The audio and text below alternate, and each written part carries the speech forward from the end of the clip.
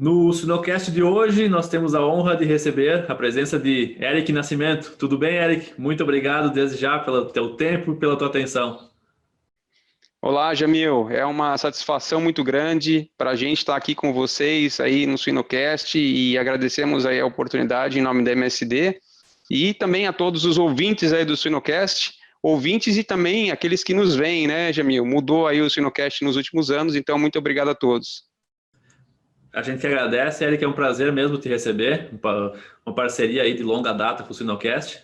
E, Eric, se tu pudesse contar um pouquinho da tua trajetória de como que tu, desde quando tu viu o primeiro suíno até hoje. Legal, Jamil. Vamos lá, essa pergunta ela faz a gente voltar aí na carreira aí uns 13 anos atrás, né? E eu comecei na suinocultura, Jamil, com controle de roedores em granjas, né? Foi o primeiro passo dentro da suinocultura. E daí em diante, seguindo em saúde animal, né? Aí para a parte de doenças e programas de prevenção e tratamento. Então, atuando dessa forma, dessa maneira, começando com o controle de roedores e depois migrando aí para a área de sanidade e especificamente em vacinas. Então, uma vivência bastante, vamos dizer, intensa na parte de vacinas, vacinações, imunologia e assim por diante. Legal, legal. Não, perfeito, Eric. Acho que cada vez mais, esses temas cada vez já eram importantes e numa exigência de mercado aí muito mais focada em saúde, em procedência, em rastreabilidade, e isso se torna sempre atual, né? Segurança alimentar, segurança da saúde do suíno, vacinas, controle de vetores, né? Acho que bom que tu tem essa experiência e tu vai poder compartilhar um pouco conosco aqui hoje. A gente fica feliz, Jamil, de poder fazer essa contribuição e claro, assim, fazer essa troca, né, com vocês trazem sempre muito conteúdo para o mercado e eu acho que é bem legal da gente poder dar aí a nossa gota de contribuição também naquilo que tiver ao nosso alcance, Jamil. Show de bola. Me conta, Eric, uma coisinha rápida. A gente falava antes, né, sobre quando tu escutava o Suinocast por pendrive. Isso. E se não me engano, o Suinocast é dos anos 2012, né, Jamil? Algo nessa época. Naquela época nós não tínhamos os telefones que nós temos hoje, nós não tínhamos a tecnologia que nós temos hoje, e era salvo num pendrive. No ano 2012, por exemplo, o Suinocast eu salvava no pendrive sempre muito tempo, dentro de carro, na estrada, e acredito que vocês trouxeram essa solução muito importante, né, além da pessoa que está no campo, do suinocultor, né, dos nossos amigos aí da suinocultura que estão no campo, para nós que estávamos na estrada e visitando agroindústrias e granjas, era um momento ali de aprendizado, né? Então, e como a gente conversava um pouquinho, era curioso, né? Porque colocava lá o pendrive, ele tinha uma capacidade em megas, e aí tinha que deletar algumas coisas do pendrive, ó, edições anteriores, putz, essa eu não vou deletar que eu quero ouvir de novo, baixa uma outra, coloca no pendrive, então foi uma recordação bacana aí, Jamil. Que legal. A gente fica super feliz de escutar esses relatos, Eric. E que é a nossa ideia, né? A gente, na época lá, quando o Márcio lançou o Suinocast em 2012, eu não sabia o que era um podcast, né? Talvez a gente foi descobrindo com o tempo, mas é muito legal, a gente fica bem feliz com esses relatos e com a tua audiência.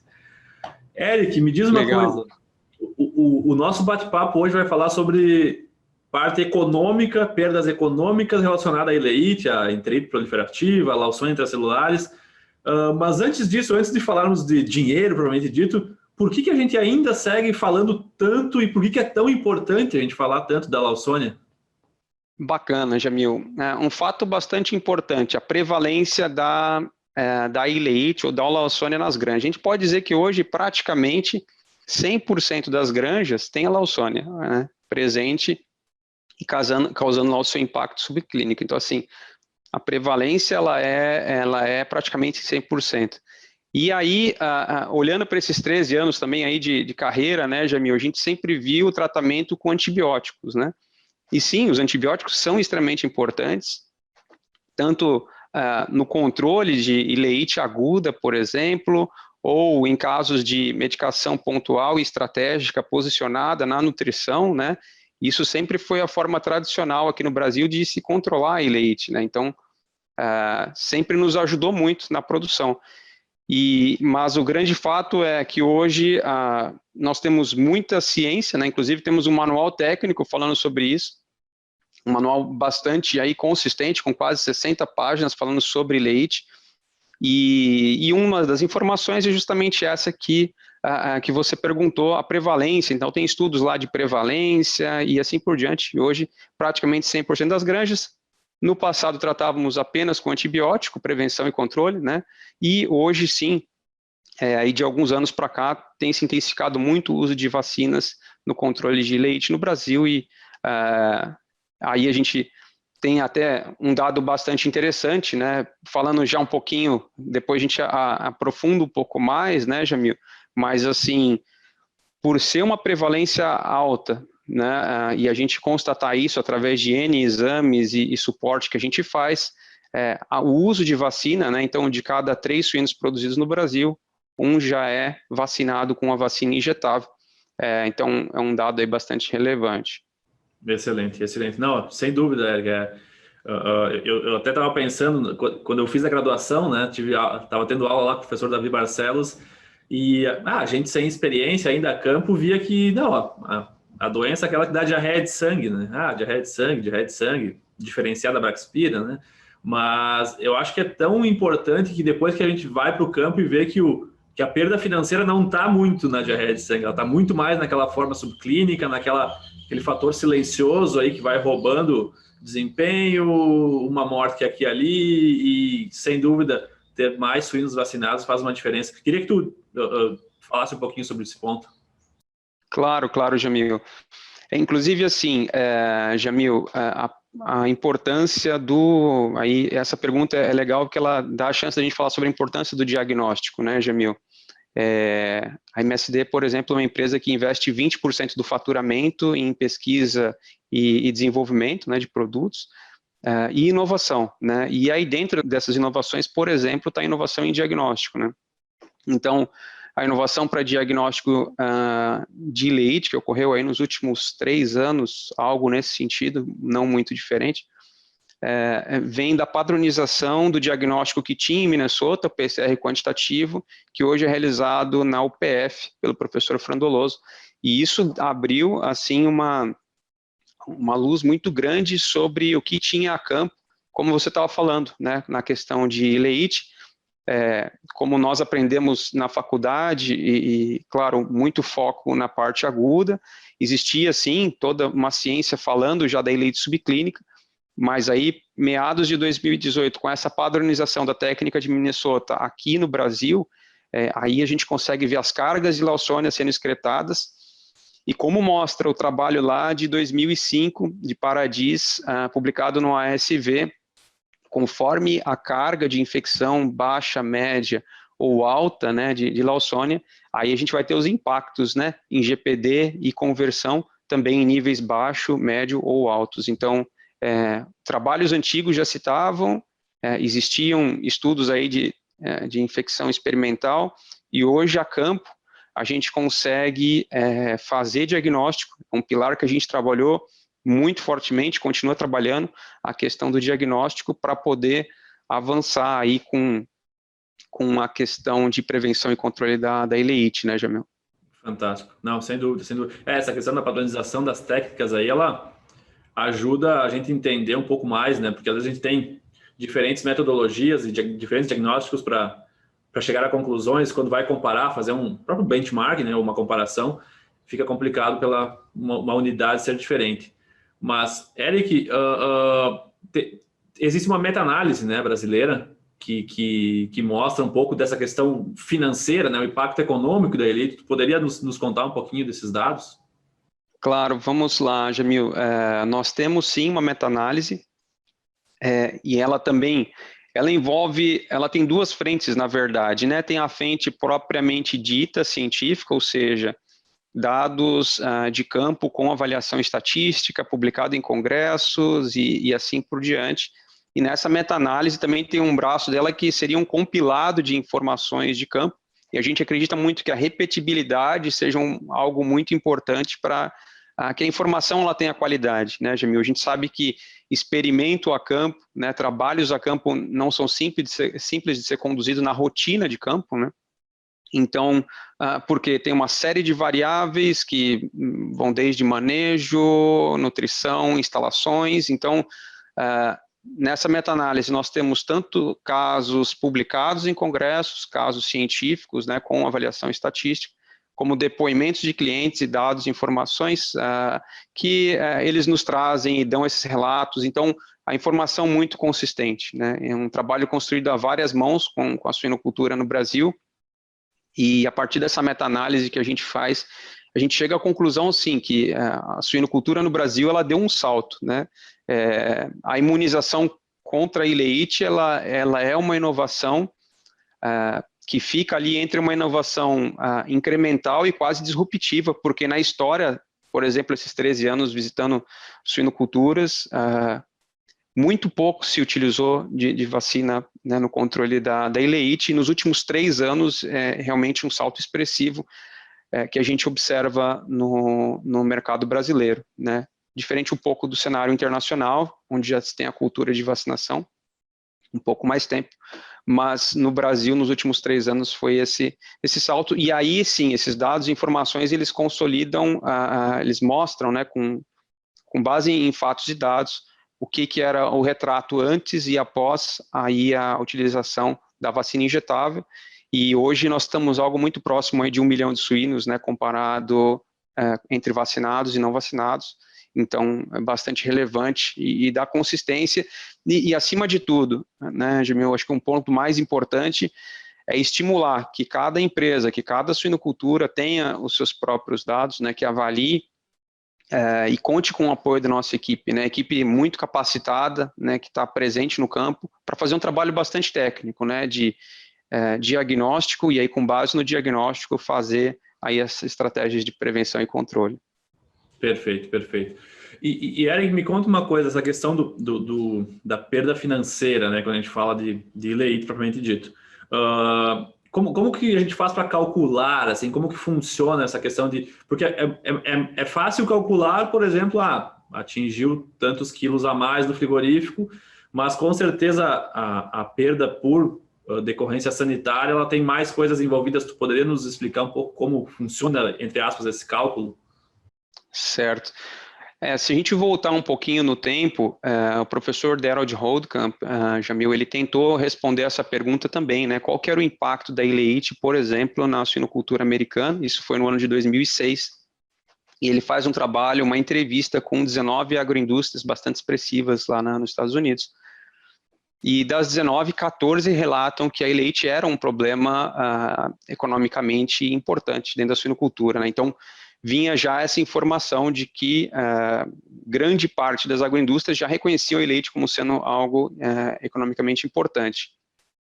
E aí, pela conclusão, e nessa pesquisa que ele faz com esses veterinários dessas 19 agroindústrias, a estimativa dele é algo próximo a $4,60 e poucos centavos, o impacto nessa pesquisa no ano de 2006, né? Sem as tecnologias de hoje, diagnóstico e tudo mais. Então, essa é uma realidade.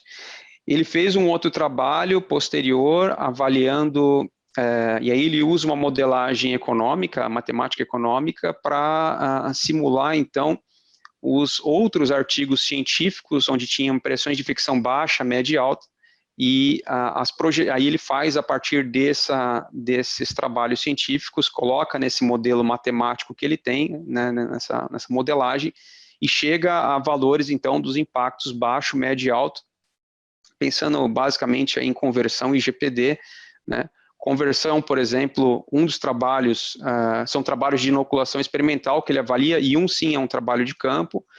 Um dos trabalhos, ele relata um prejuízo em conversão alimentar em 7%, né? Foi o trabalho que ele conseguiu, dado de conversão.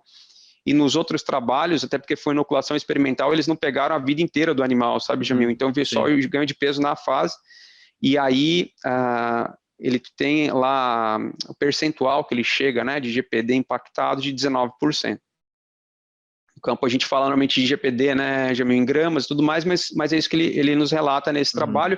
Inclusive é um dos trabalhos que está no nosso manual técnico aí, na MSD, no controle da manual técnico de leite, né. Então, a gente incentiva muito, né, a todos que quiserem buscar mais informações sobre leite, que né, acionem o nosso manual, que vejam o nosso manual, para que consiga assim, informações de campo, informações científicas, e tem casos de campo e casos da academia também, aí de pesquisa, né? Então é bem legal, Jamil. E nesse modelo matemático, Eric, claro, a gente, quando fala principalmente do desempenho, a gente está falando mais de subclínica, né? Primeiro, eu estou certo ou estou errado? Não, você está certíssimo, Quando a gente fala de desempenho, a gente está falando de subclínica. Realmente, a clínica, ela é a ponta do iceberg, né? Ela é a grande minoria dos casos, né? O foco é a doença subclínica e o impacto em GPD em conversão. Então, é isso aí, Jamil, você está coberto de razão.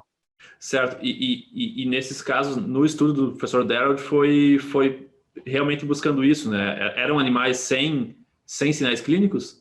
Eram animais sem sinais clínicos, ele coloca os logs de infecção. Então, o suíno, por exemplo, no nosso manual está citado lá, com base nessa revisão toda, o suíno, a partir de uma carga de 10 a terceira, 1000 Lawsonia, ele já é infectado. Eles têm trabalhos que falam 10 a terceira e trabalhos 10 a quarta, né? Então, numa carga de 1000 a 10.000 Lawsonia, o suíno é capaz de se infectar e passar a eliminar a Lawsonia no ambiente. Agora, a carga da Lawsonia é extremamente variável, né, Jamil, nas infecções.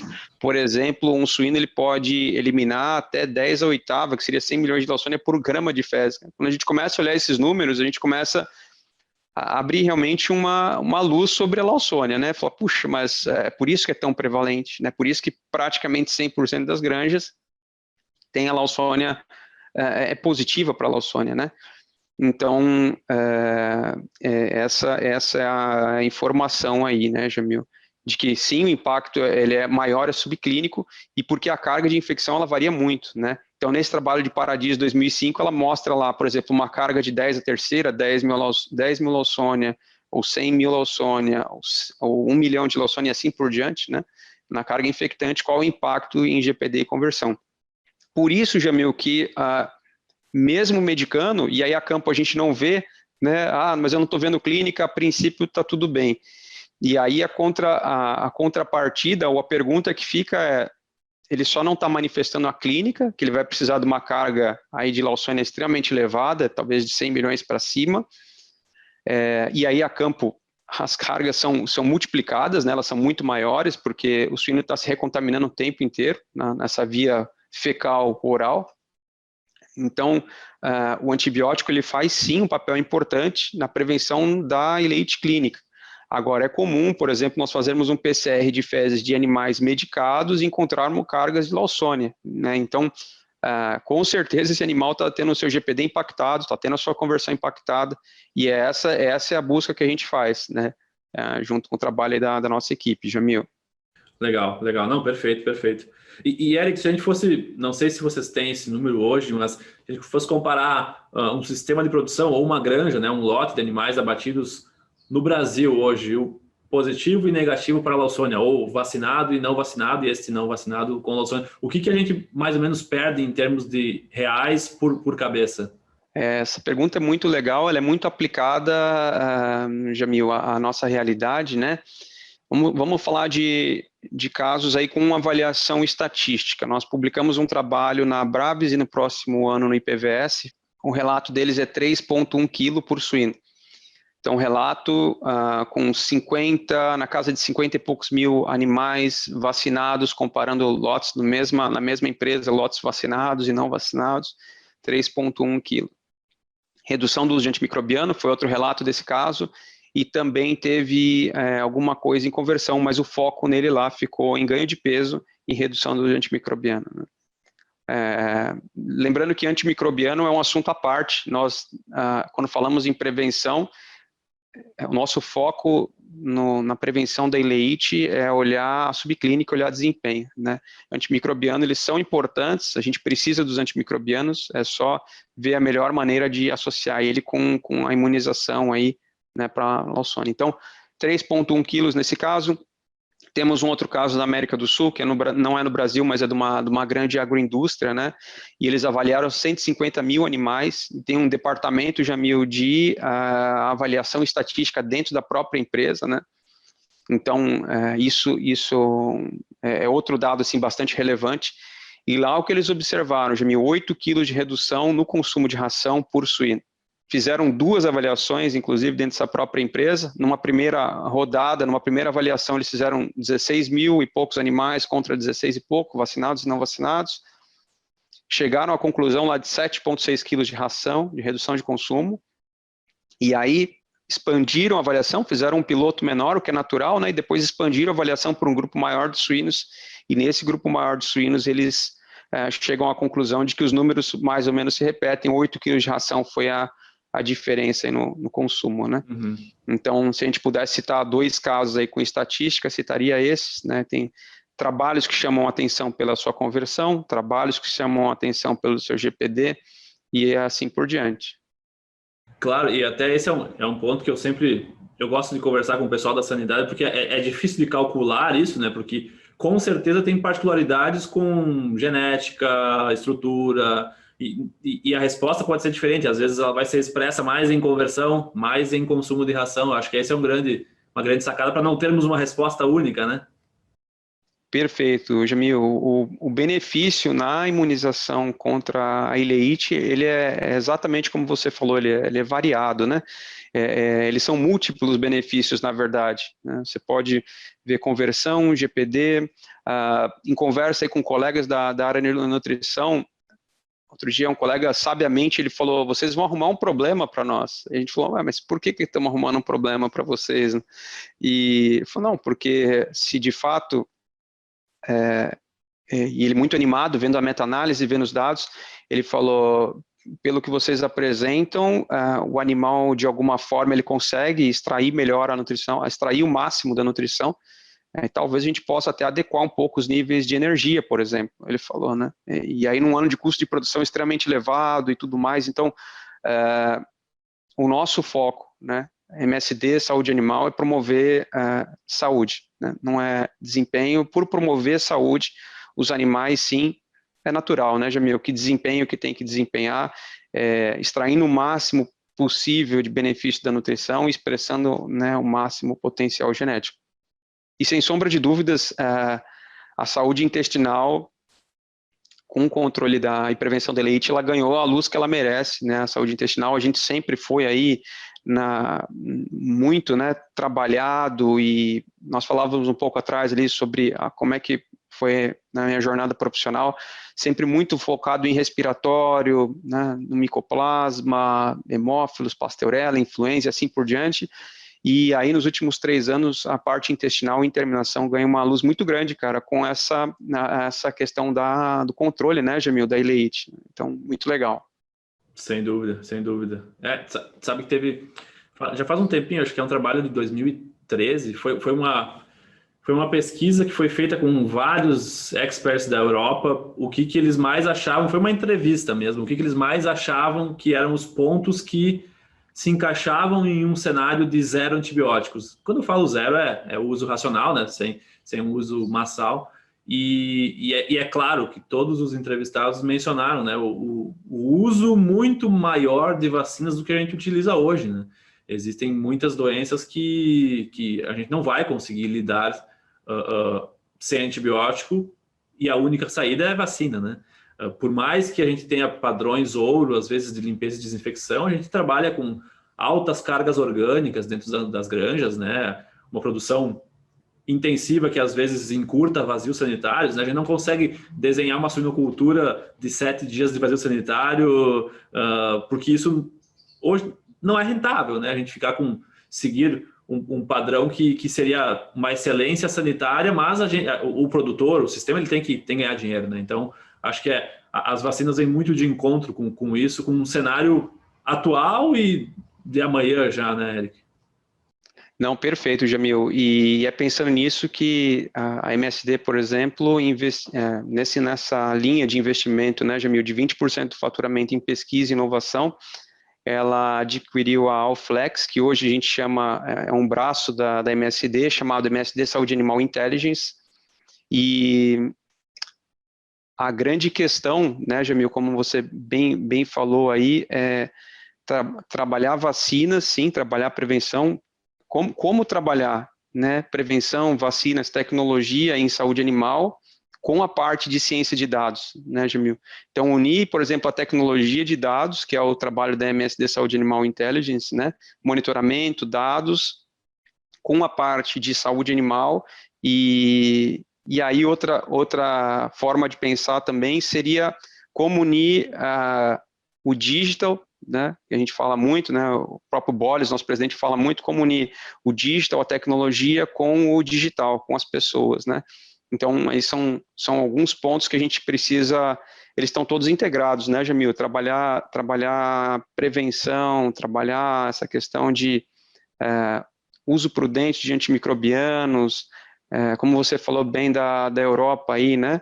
A questão do bem-estar animal, uso prudente, saúde única, né? Tudo isso está ligado com tecnologia, está ligado com saúde, com investimento, né? Em novas vacinas, né?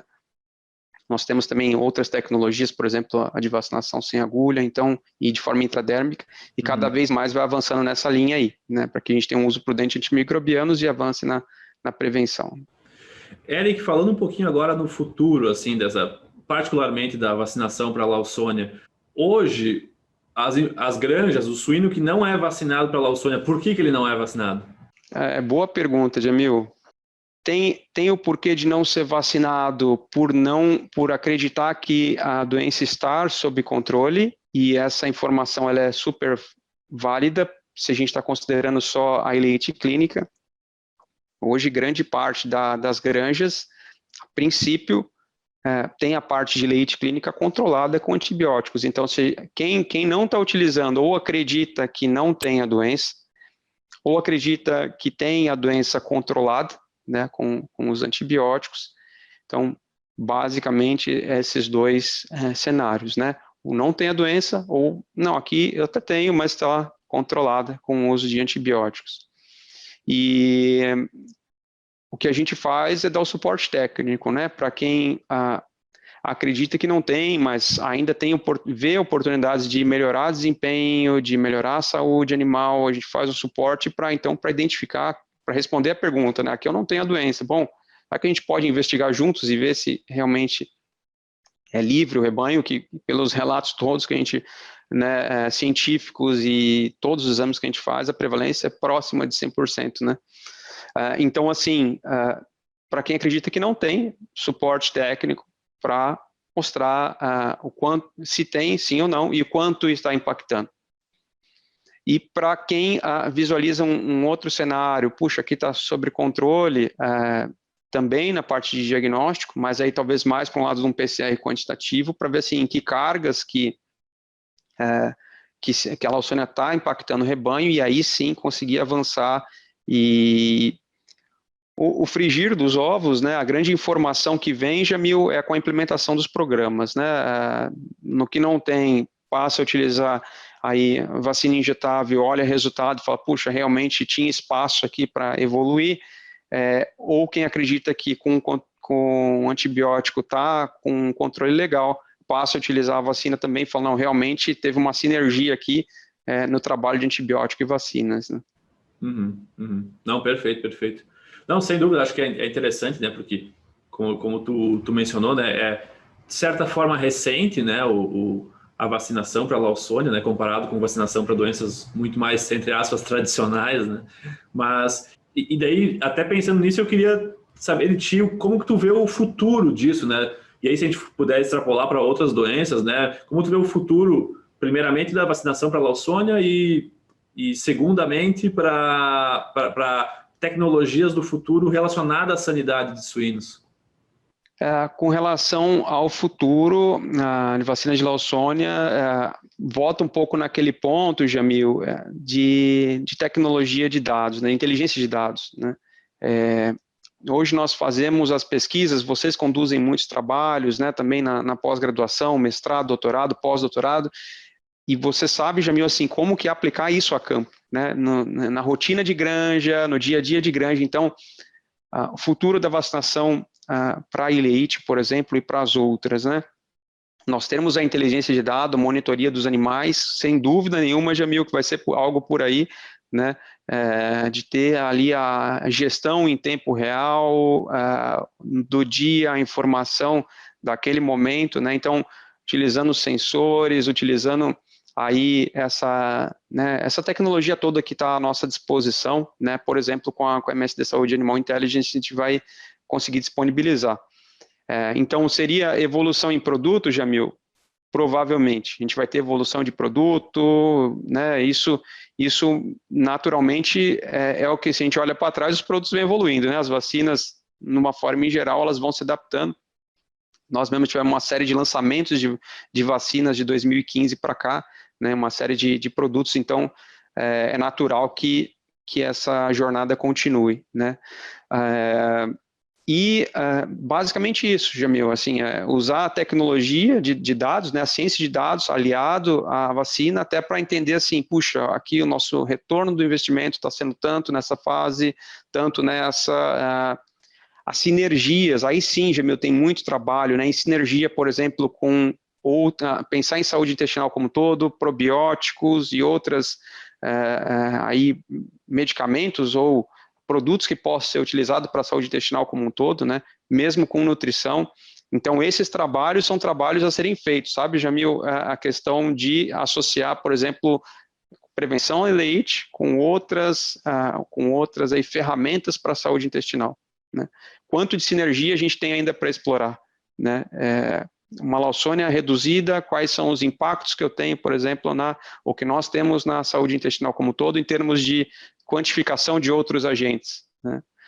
Então, algo nesse sentido é o futuro, e a gestão de dados, aliado à parte de ciência, é o futuro da vacinação. Para a leite, para a vacinação como um todo também, Jamil. Excelente. Para as vacinações como um todo, né? Claro, não, perfeito, Eric. E até é um ponto interessante, porque eu vejo, trazendo um pouco para o lado da nutrição, né, que, claro, se a gente tem um impacto na conversão, obviamente, né, mais doenças também podem ter um impacto na conversão, por o animal às vezes não se alimentar direito, ter momentos febris, mas por ser uma doença restrita ao intestino, com certeza tem muita interação com nutrição e outros pontos para se estudar, né, porque em lotes vacinados possam se fazer ajustes muito bons que maximizem ou às vezes reduzam uma utilização exagerada de alguns nutrientes que às vezes custam caro, né? Porque a gente tem um animal que a gente sabe que ele vai ter uma digestibilidade melhor, né? Então, a conversão nos dá esse sinal, né? Tem alguma coisa aí que acontece, não são todos os nutrientes que são afetados igualmente, então a gente pode, com certeza, ter um chão longo pela frente para analisar essa questão nutricional de interação com a Lawsonia, né? Perfeito, Jamil. E de medir de forma objetiva esse impacto da Lawsonia, já tem trabalhos, se não me engano, do pessoal de Minnesota, mostrando, né, os níveis de excreção de Lawsonia e a correlação positiva, a correlação com o GPD, né? Uma correlação, na verdade, inversa, né? Quanto maior a carga de Lawsonia nas fezes, o GPD mais impactado ou mais reduzido. Uhum. Então, como você bem falou, tem sim, e a gente conseguir mensurar tudo isso antes, após, né, a introdução de programas, cada vez mais essa parte de análise de dados, ciência de dados associada à saúde animal vai ser uma realidade, Jamil, e vai permitir a gente tomar decisões em tempos mais rápidos, né? Uhum. Tu sabe que, eu até estava lembrando agora, eu conversei num dos últimos episódios com a doutora Jalusa, e eu geralmente trago esse assunto à tona com o pessoal da sanidade, que é essa questão de que às vezes o veterinário ele é muito confundido com o bombeiro, né? Então, se tu perguntar para ele qual que é o principal problema que ele está enfrentando a campo, ele vai pensar nos problemas da semana passada, em vez de ter uma visão de gestão sanitária, né? De ter dados, ter informação concreta, ter informação digitalizada para poder tirar uma conclusão e ser um decisor, né? Não simplesmente ser reativo a um problema, né? E sim preventivo, visualizar, e essa parte das modelagens que são super bem desenvolvidas em nutrição trazer esses modelos para a sanidade, acho imprescindível, né? Não, com certeza, Jamil, e isso vai agregar muito, né? Como você falou, tomar decisão baseado em fatos e dados isso vai contribuir muito com o crescimento, inclusive, da nossa classe como um todo, né? Nós vamos nos ajudar como profissionais, como médicos veterinários a trabalhar essa visão, né, de, puxa, nós temos aqui agora informações, então, em tempo real, ou do dia que seja, ou da semana, não esperar o fechamento do lote, né, Jamil? Não precisamos esperar o fechamento do lote para tomar uma decisão retroativa, ou agora o lote já foi, já está no frigorífico, ou já está na terminação, a creche já acabou, então tomar a decisão em tempo real, né, isso cada vez mais vai ser uma realidade, né? Cada vez mais vai ser uma realidade. Perfeito. Para finalizar, Eric, tu vê assim algumas... A Lawsonia em que posição, assim, se fôssemos colocar um ranking de prejuízo financeiro, falando mais de enfermidades de terminação? Saúde entérica número 1, né? Então, se a gente pegar como saúde intestinal número 1, e as outras, Jamil, como nós temos controle sobre as outras, se não tivéssemos controle, né, com vacinas, por exemplo, um micoplasma ou mesmo um circovírus e outras que nós não temos no Brasil, né, então talvez se não tivéssemos aí vacinas para essas, principalmente as virais, né, que a gente não consegue ter um controle com, né, uma atenuação pelo menos da doença, mas hoje, sem sombra de dúvida, a Lawsonia, se não for a número 1 geral, pelo menos no entérico, com certeza, Jamil, e a grande visão assim que nós temos, porque os nossos parceiros, né, a agroindústria, os produtores no espaço, é que o controle da Lawsonia está na cesta básica aí, né, das doenças a serem prevenidas, né, junto com circovírus, micoplasma. A leite se tornou uma realidade e é o que nos motiva aí a cada vez mais, né, nessa jornada que a gente está nos últimos 3 anos, de buscar informação do campo, retornar com diagnóstico, levar aí as medidas de prevenção e controle, né. Ano passado, 2020, por exemplo, mais de 10 milhões de suínos no Brasil foram vacinados com a vacina injetável, um número muito, né, expressivo, e já em 2021, 1 em cada 3 são vacinados, né, isso é porque o produtor está vendo valor, porque a agroindústria está vendo valor e está retornando aí cada vez mais, né, então eu acho que com certeza, né? De forma assim, entérico é a doença que mais impacta e como um todo, considerando que outras, circovírus, micoplasma, essas outras estão controladas com vacina, a gente pode dizer que também é a doença mais impactante na saúde intestinal e na saúde como um todo. Nota 10. Não, perfeito, Eric. Eric, a gente faz, antes de fechar o nosso episódio, a gente faz algumas perguntas que fogem um pouco da área técnica. Legal. Eu gostaria de saber de ti se tu tivesse que me indicar 2 livros, um relacionado à nossa área, produção, sanidade, suínos, e um nada a ver com produção de suínos. Que livros seriam esses? Legal. Essa pergunta é clássica do Suinocast, né, Jamil? Eu lembro que no passado vocês perguntavam uma outra também, que era qual o seu hobby, né? Tem perguntas muito legais aí. São muito inovadores, né? Essa, com relação à parte técnica, acredito que o Disease of Swine é o clássico, né? Mas, como falamos aqui sobre ileite, realmente a gente incentiva que aí os colegas de mercado tenham acesso a esse manual aí sobre controle de leite, são quase 60 páginas, quase que um tratado sobre leite, né? Mas, de uma forma em geral, Disease of Swine, né? De parte técnica. E a parte não técnica, acho que o Mindset da Carol Dweck é um livro que traz aí, né, libertador, né, de que todo ser humano, de que todo profissional, ele pode atingir o que ele quiser, o limite está com ele, está nele, e então realmente ela comprova com fatos e dados científicos também tudo que é possível, né, através da mentalidade do growth mindset, da mentalidade de crescimento, né. ou se a gente tem uma mentalidade fixa, né? Então, esses 2 livros, né? Disease of Swine, / manual aí de controle de elite e o Mindset. Genial, genial.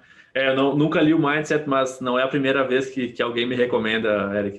Esse vai estar na lista com certeza. E, Eric, agora a gente não pergunta mais o hobby, né? Agora a gente pergunta. E essa é uma pergunta que, tu sabe, que eu gosto de escutar podcasts de outras áreas para me inspirar no Sinocast. E uma das perguntas que eu copiei de um outro podcast é o que tu tem vontade de fazer na vida que tu não fez ainda? Ótima pergunta, Gemil. Eu acredito que a gente pensar na vida profissional é a nossa dedicação do dia a dia, né, a nossa realização do dia a dia. Então, isso aí, né, é uma asa da nossa vida, um pilar da nossa vida que a gente trabalha e estrutura todos os dias, né, um trabalho de formiguinha. Agora, uma outra frente que eu venho estruturando e trabalhando é o lado familiar e filhos. Então, é isso aí, Jamil, aí por esse lado, mas vamos caminhando aí com calma nessa área, mas estruturando também, é isso aí.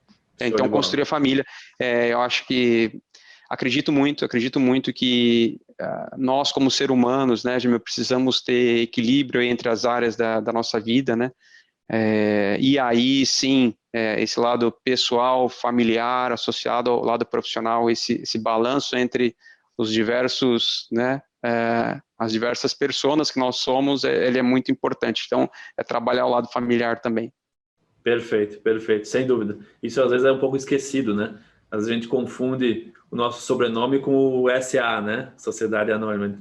E a gente tem uma vida e se a gente performa bem na nossa vida, a gente vai performar bem na empresa, porque a gente tem um mindset aberto e consegue atender e ter esse balanço, né, Eric? Fantástico. E isso que você falou é um conceito muito legal do jeito Harvard de ser feliz, que é outro Exatamente. livro também, né, Jamil? Então, isso é muito legal, né? A gente está bem como ser humano, como um todo, naturalmente, trabalha, as outras coisas fluem naturalmente.